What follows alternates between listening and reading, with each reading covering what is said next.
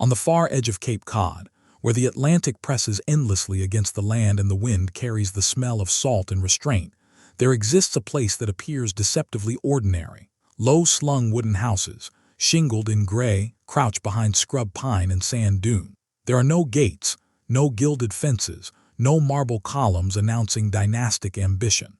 Yet for much of the 20th century, this quiet stretch of Hyannis Port, Massachusetts, functioned as one of the most consequential private spaces in American history. This was the Kennedy compound, not a single mansion, but a cluster of homes bound together by blood, ambition, tragedy, and an almost mythic relationship with power. To understand why this place became synonymous not only with political dominance, but with recurring catastrophe, one must begin not with a curse, but with a man who believed history could be engineered through will alone. Joseph Patrick Kennedy, Sr., arrived at Hyannis Port with money already in his pocket and a plan already fully formed. Born in 1888 in Boston to an Irish Catholic family that understood exclusion as an everyday reality, Kennedy matured during a period when American institutions were dominated by old Protestant elites who controlled banks, universities, and political pathways. His response was not accommodation but confrontation. Through banking, stock market speculation, Hollywood film studios, and later diplomatic service, Kennedy amassed a fortune and a level of influence unprecedented for a Catholic family of immigrant descent. Hyannis Port was not chosen for beauty alone. It was selected for its proximity to the old American aristocracy of New England, a symbolic insertion of a new dynasty into spaces long reserved for others.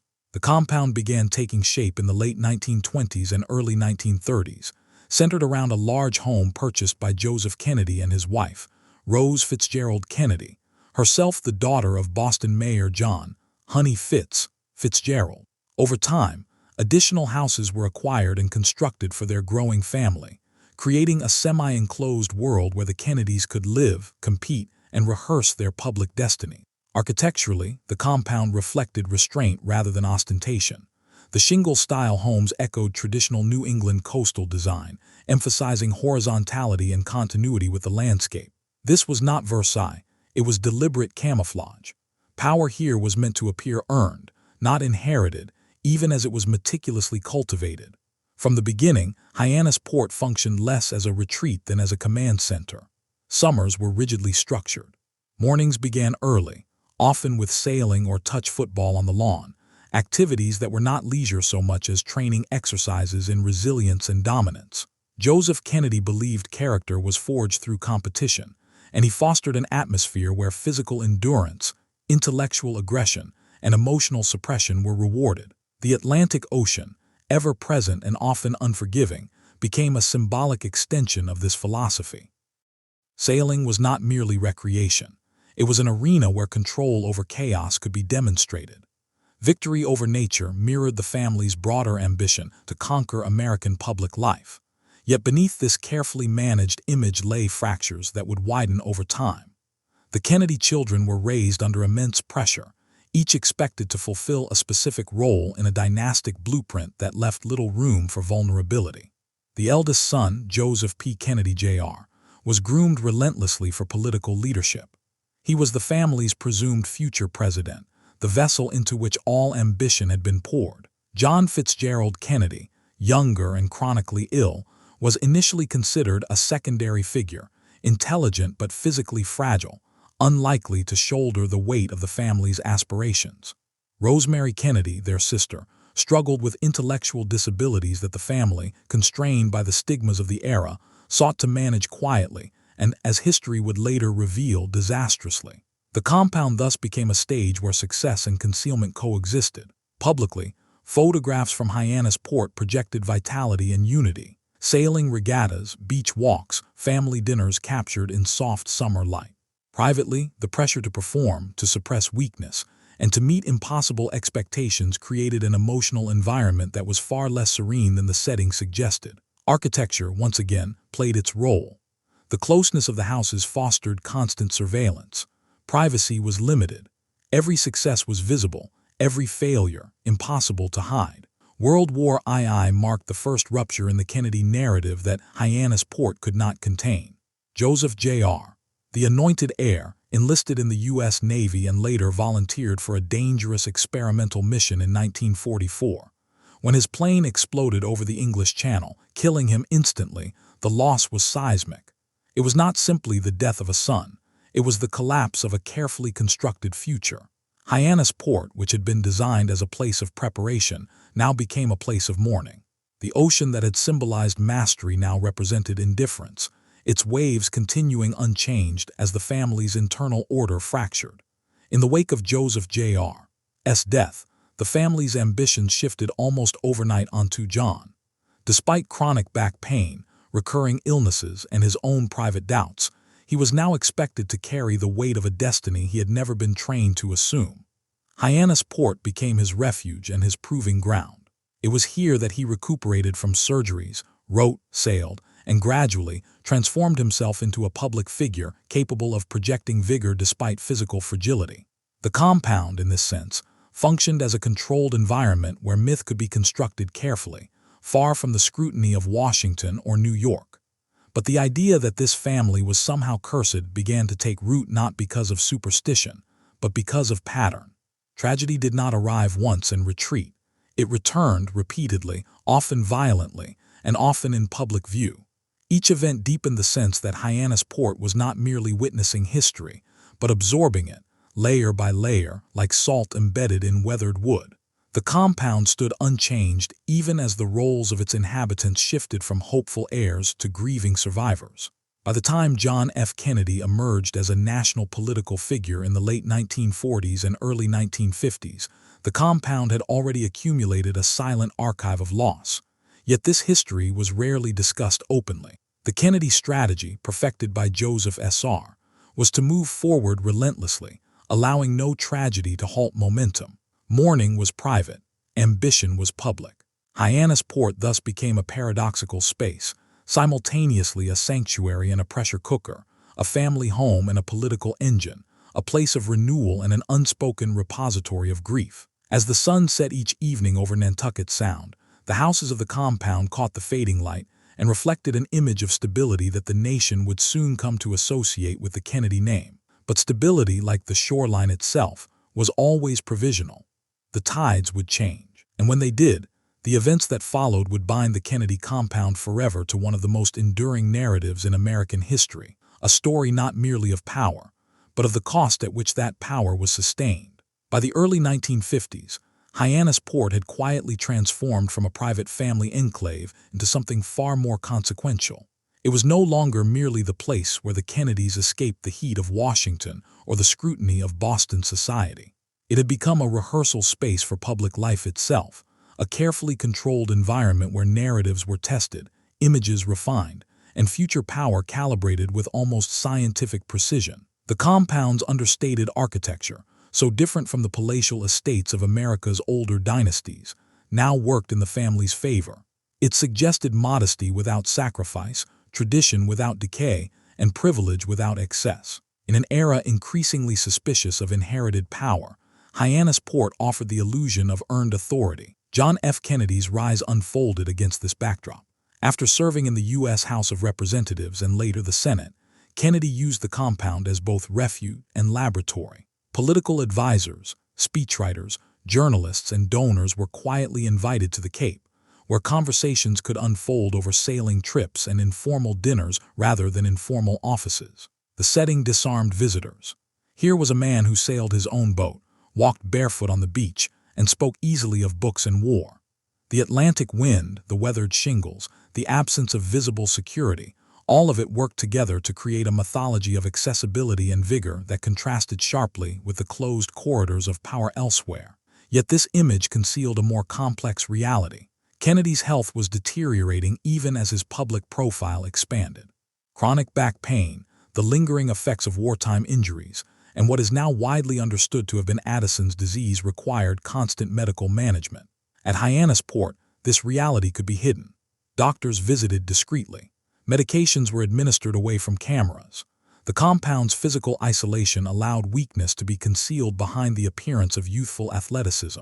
Sailing, once a family ritual imposed by Joseph Sr., became a carefully staged symbol of resilience. The body that struggled privately could perform publicly, at least for a time. Rose Kennedy, often described as the emotional anchor of the family, enforced a culture of composure that was as rigorous as Joseph S.R.'s obsession with success. At Hyannis Port, emotional expression was tightly regulated. Grief was acknowledged but never indulged. Illness was endured, not discussed. The Catholic faith that structured much of Rose's worldview framed suffering as something to be borne quietly, even nobly. This ethos permeated the compound, shaping how each tragedy would later be absorbed, compartmentalized, and publicly reframed. As John Kennedy prepared for his presidential campaign, Hyannis Port assumed a new role. It became a symbolic counterweight to Washington. While the Capitol represented institutional authority, the compound represented personal legitimacy.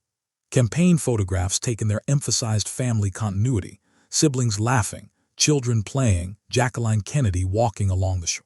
These images were not incidental. They were deployed deliberately to counter anxieties about Kennedy's youth, his religion, and his perceived elitism. Hyannis Port functioned as proof that this was a man grounded in family and tradition, even as he sought to redefine American leadership. The election of 1960 elevated the compound to national significance. Almost overnight, it became a site of pilgrimage for journalists, foreign dignitaries, and political allies. Yet its physical form remained unchanged. No grand renovations followed the inauguration. No new wings were added. The restraint was intentional. To alter the compound would have disrupted the illusion that power had not altered the family's essential character. In this sense, Hyannis Port became a kind of architectural propaganda, reinforcing the narrative that the Kennedys remained fundamentally the same, even as one of them now occupied the most powerful office in the world. But history does not respect narrative control for long. On November 22, 1963, when John F. Kennedy was assassinated in Dallas, the shock reverberated instantly back to Hyannis Port. The compound, which had hosted celebrations and strategic discussions, now absorbed grief on a scale previously unimaginable. The assassination did more than end a presidency. It shattered the family's carefully maintained belief that discipline, preparation, and image management could protect them from catastrophe. In the days following the assassination, Hyannis Port receded abruptly from public view. Curtains were drawn. Access was restricted. The compound reverted to its original function as a private sanctuary, but the meaning of that sanctuary had changed irrevocably. The ocean remained indifferent, the houses unchanged, but the absence of John Kennedy introduced a silence that no amount of discipline could fully suppress. For Joseph S.R., now incapacitated by a stroke, the tragedy carried an added cruelty. He had lived long enough to see the family's highest ambition realized, but also to see it destroyed. The assassination marked a turning point in how the Kennedy family, and by extension the compound, was perceived. What had once appeared as a narrative of ascent now began to resemble a pattern of loss. The public, searching for explanation, gravitated toward language that bordered on the supernatural. The idea of a curse gained traction not because of folklore, but because repetition demanded interpretation. Hyannis Port, ever present in photographs and memory, became the physical symbol anchoring these abstractions. It was the place to which the family returned after each blow, the constant backdrop against which impermanence was made visible. In the years that followed, the compound continued to host moments of renewal. Robert F. Kennedy, now Attorney General and later Senator, spent time there with his growing family, drawing strength from the familiarity of the setting. Ted Kennedy, the youngest brother, came to see Hyannis Port as both inheritance and burden, a place where expectations lingered like salt in the air. Yet the compound could no longer function as a site of uncomplicated optimism. Each gathering carried the weight of absence, each celebration shadowed by memory. Architecture, once again, mirrored psychology. The houses stood close together, their windows often facing one another, creating an environment where isolation was difficult even in grief. Family could retreat from the public, but not from one another, nor from the history embedded in the space itself. Hyannis Port had become a living archive, holding within its walls the echoes of ambition fulfilled and ambitions violently interrupted. As the 1960s progressed, America itself entered a period of upheaval: civil rights struggles, the Vietnam War, political assassinations. The Kennedy story, once a beacon of renewal, now seemed inseparable from national disillusionment. The compound remained, weathering storms literal and symbolic, its shingled walls absorbing decades of salt and wind.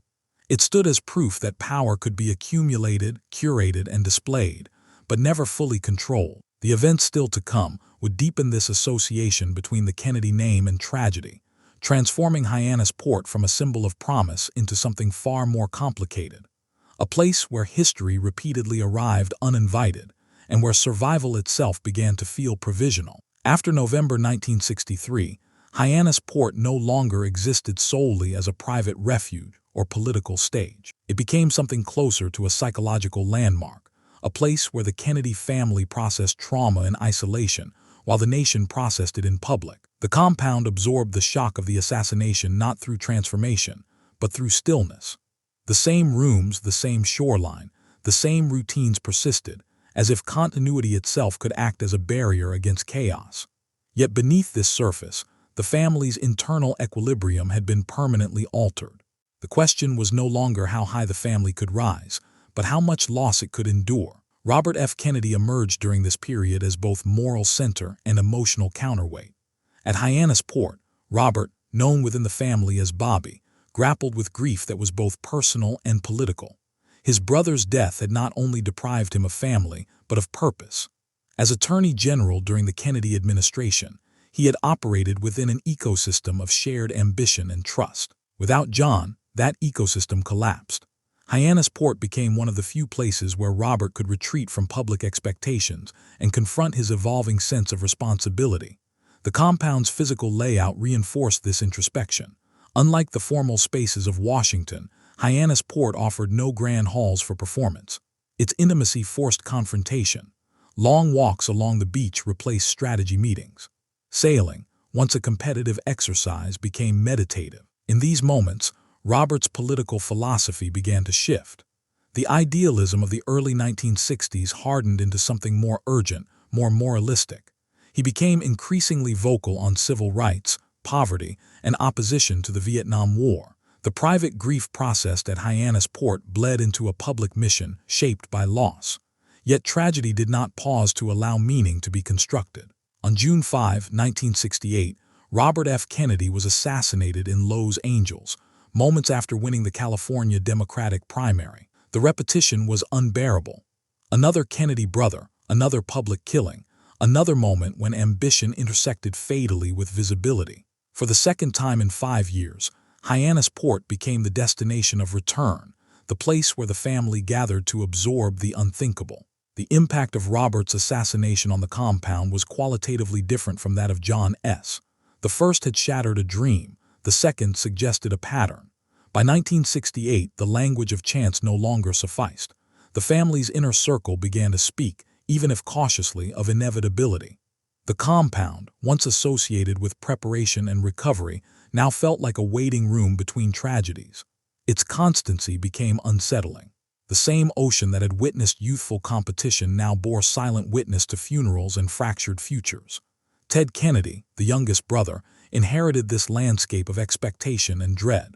Unlike John and Robert, Ted did not ascend into leadership amid optimism, but amid exhaustion and fear. Hyannis Port was his inheritance not just in property, but in symbolism. It represented the weight of unfinished narratives and public demand. Every summer photograph, every casual appearance on the Cape carried with it an implicit question: would he be next? In 1969, that question took on a terrifyingly concrete form. On July 18, Ted Kennedy attended a party on Chappaquiddick Island near Martha's Vineyard, following a regatta event connected to the compound's sailing culture. Later that night, his car drove off a bridge into the water, resulting in the death of Mary Jo Kopsch, a former campaign worker. Ted survived. The incident, and his delayed reporting of it, ignited a scandal that permanently altered his political trajectory. Though the accident did not occur at Hyannis Port itself, its psychological gravity was pulled instantly toward the compound. Ted returned to the Cape under a cloud of scrutiny, unlike anything the family had previously faced. This was not an assassination inflicted from outside, but a tragedy entangled with personal responsibility.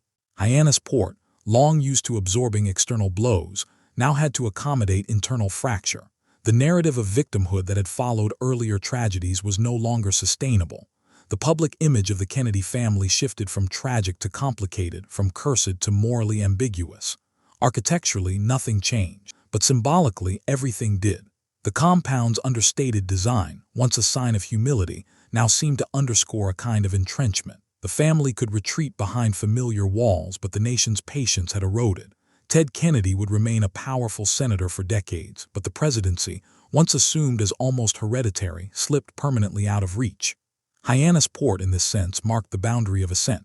Beyond it lay survival, not expansion. As the 1970s unfolded, the compound became quieter.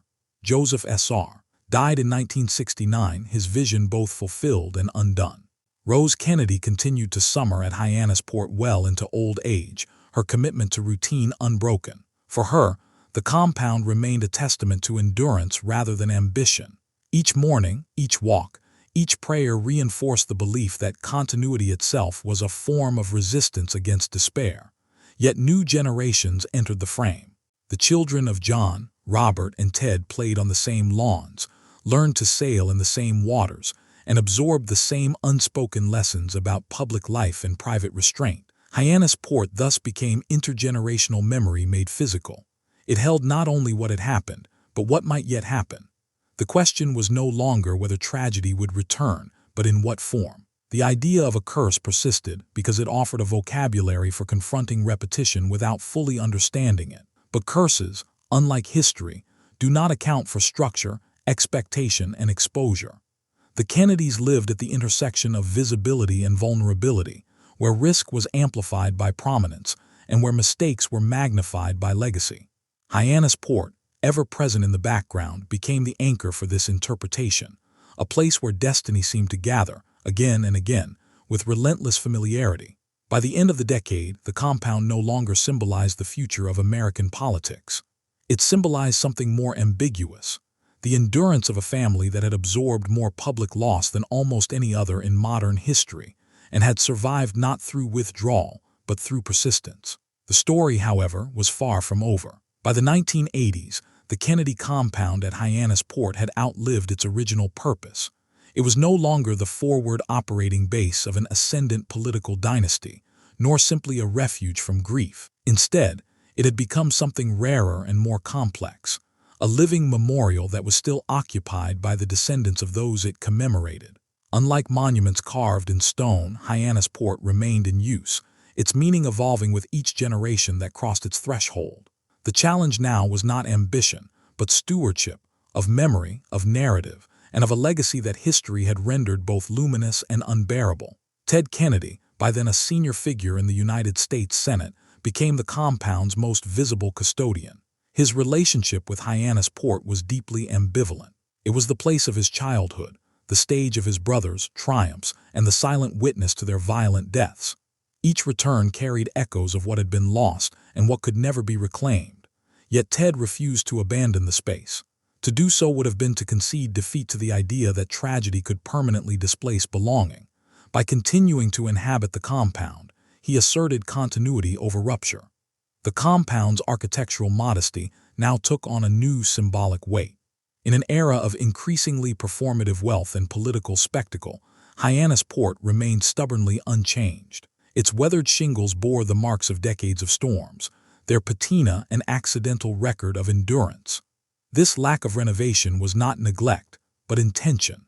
The family resisted modernization not out of nostalgia alone, but because the compound's authenticity had become inseparable from its meaning. To alter it significantly would have risked severing the tangible link between past and present.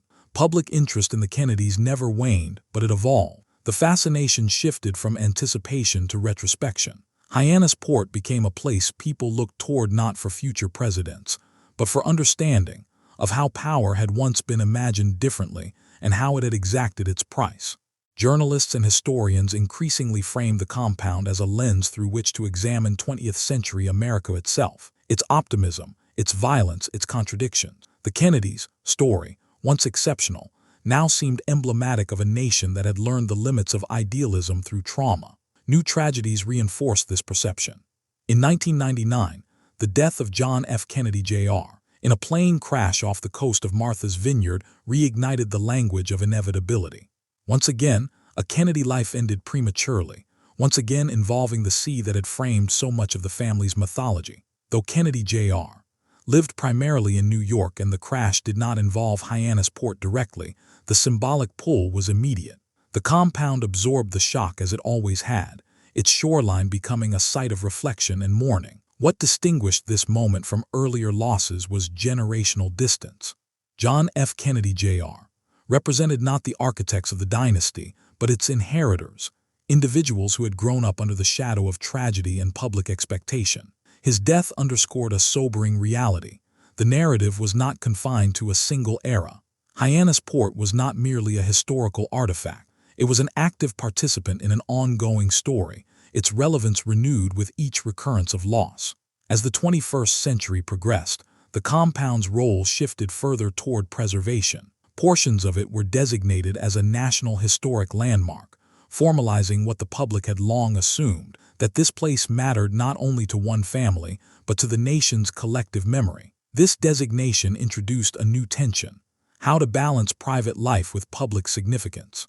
The Kennedys navigated this carefully, maintaining residency while acknowledging the compound's broader historical weight. The architecture itself facilitated this balance. The lack of grand entrances or monumental scale limited intrusion. Unlike estates designed to impress, Hyannis Port remained legible as a home. This intimacy resisted full conversion into spectacle. Visitors could imagine life unfolding there not as myth, but as routine, meals shared, arguments held, grief endured quietly. In this way, the compound humanized a family often abstracted into symbols. Rose Kennedy's death in 1995 marked the end of the generation that had created Hyannis Port as a dynastic project. With her passing, the compound's original animating force dissolved. What remained was inheritance without instruction. Later generations would have to decide what Hyannis Port meant to them, absent the rigid frameworks imposed by Joseph S.R. and Rose. Some would embrace public service, others would pursue private lives. The compound accommodated both, its meaning broad enough to contain divergence. The idea of a curse, though persistent in popular culture, increasingly gave way among historians to more grounded interpretations. The Kennedys lived lives of extraordinary exposure, risk, and expectation. They operated in arenas, politics, aviation, activism, where consequences were amplified. Hyannis Port, by virtue of its constancy, became the place where these amplified lives returned to earth. It did not cause tragedy, but it recorded it, silently and faithfully. Today, the compound stands much as it did decades ago, its silhouette familiar, its significance layered. It is at once a private residence, a historic site, and a psychological landscape shaped by repetition. To walk its perimeter is to trace not just the boundary of property, but the contours of American memory, where hope met violence, where ambition met loss, and where survival itself became a form of legacy. The story of the Kennedy compound is not ultimately about a family doomed by fate. It is about the costs of visibility, the burden of expectation, and the human effort required to endure when history refuses to move on. Hyannis Port remains because the family remained, weathered, diminished, but unbroken. In that endurance lies its final, and perhaps most enduring, meaning. In the final accounting, the Kennedy compound at Hyannis Port endures not because of what it promises, but because of what it has survived. Long after the headlines faded and the crowds thinned, the compound continued its quiet existence along the edge of the Atlantic, exposed to the same elements that had shaped it from the beginning. Wind scoured the shingles, salt crept into the wood, seasons turned without regard for memory. This environmental persistence mirrored something essential about the family itself, an ability to remain present even when history had extracted an extraordinary toll. By the early decades of the 21st century, the compound no longer functioned as a nerve center of American power. No campaign strategies were forged there with the urgency of earlier years. No inevitable presidential trajectory seemed to radiate from its shoreline. Instead, Hyannis Port became a place where history settled into reflection. Its significance was no longer aspirational, but interpretive. It asked questions rather than offering futures. Later generations of the Kennedy family approached the compound with a mixture of reverence and distance. For them, Hyannis Port was less a crucible of ambition than a repository of inherited memory, stories told in fragments, photographs lining familiar walls, absences that required explanation. The compound taught them not how to rise, but how to carry what could not be undone. In this way, its function inverted. What had once been designed to manufacture destiny now existed to contextualize it. The architectural language of the compound remained crucial to this transformation. Its refusal to monumentalize tragedy preserved its humanity. There were no statues of fallen brothers on the lawn, no inscriptions declaring loss. The absence of overt memorialization allowed grief to coexist with normalcy. Children still ran across the grass. Meals were still shared. Life continued in ways that monuments rarely permit. This was not denial, it was integration. The past was not erased, but it was not allowed to eclipse the present entirely. Public fascination with the idea of a Kennedy curse persisted, but its power diminished over time. As historical distance grew, patterns once attributed to fate were increasingly understood through structure.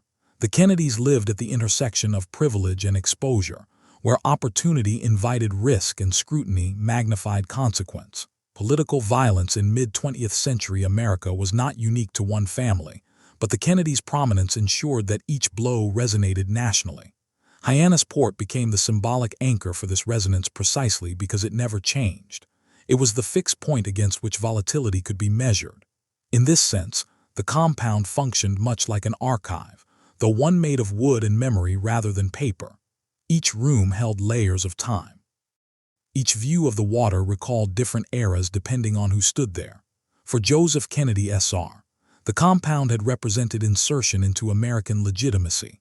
For John and Robert, it was both refuge and launchpad. For Ted, it was inheritance shadowed by survival.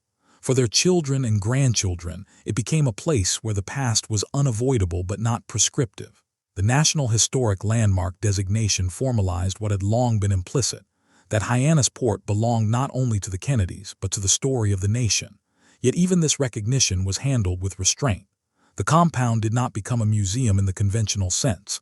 It remained lived in, resisting the freeze-frame effect that often accompanies historic preservation. This choice preserved its most important quality, continuity. History here was not sealed behind glass. It was allowed to breathe. What ultimately distinguishes the Kennedy compound from other sites of American power is its refusal to resolve into a single meaning. It is neither purely tragic nor purely triumphant. It does not offer moral clarity or cautionary simplicity. Instead, it presents accumulation of ambition, of loss, of endurance. The Atlantic continues to rise and fall along its edge, indifferent to interpretation, reminding visitors that permanence is always conditional. When the cameras leave and the public narrative recedes, what remains is a place shaped by repetition rather than spectacle. The compound does not dramatize its history, it absorbs it. In doing so, it offers a quieter, more difficult lesson than the mythology of curses or destiny. It suggests that power does not shield against loss, that legacy does not guarantee control, and that survival is often the least celebrated form of success. The dark story of the Kennedy compound is not that tragedy visited it repeatedly, but that life continued afterward, each time altered, diminished, yet intact. Hyannis Port stands as evidence that history's weight is borne not only in moments of catastrophe, but in the long aftermaths that follow, when memory settles, ambition recedes, and what remains must still be lived with. In the end, the compound's greatest significance lies not in who passed through its doors, but in what it reveals about the American relationship with power itself. We are drawn to stories of ascent and downfall, of promise and rupture. Hyannis Port contains all of these, but it also contains something rarer, the endurance of ordinary human routines within extraordinary circumstance. That endurance, quiet and unadorned, is the compound's final legacy.